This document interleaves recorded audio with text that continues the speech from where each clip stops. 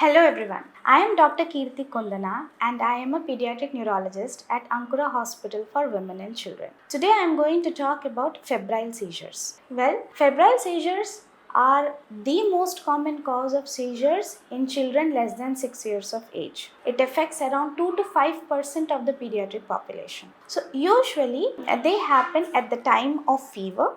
Like the child can have a fever and usually within the first 48 hours at the spike of fever, when the temperature touches 101, 102 or sometimes even 103, then there can be a sudden seizure in the form of stiffening of the body, uprolling of eyes and unresponsiveness, which may last for 2 to 3 minutes. This is the usual seizure that we see and we call it as a simple febrile seizure.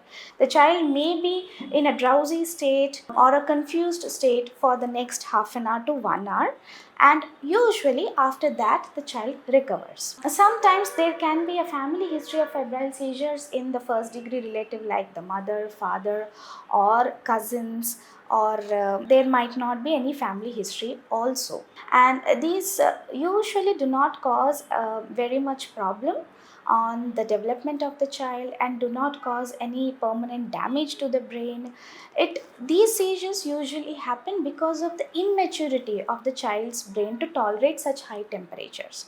So as they age, as the brain matures, as they grow older, they outgrow this tendency.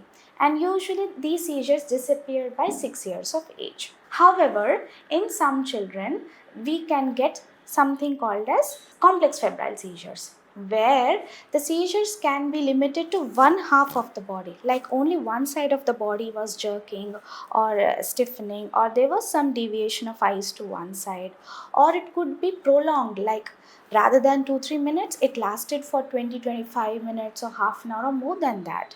Or it happened multiple times in one fever, like one after other at a gap of 3 or 4 hours.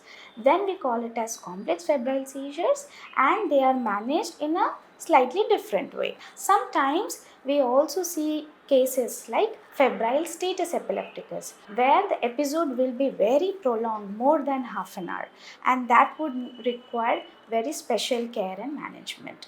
So all these febrile seizures, the simple ones usually outgrow, the complex or the status ones need some special care.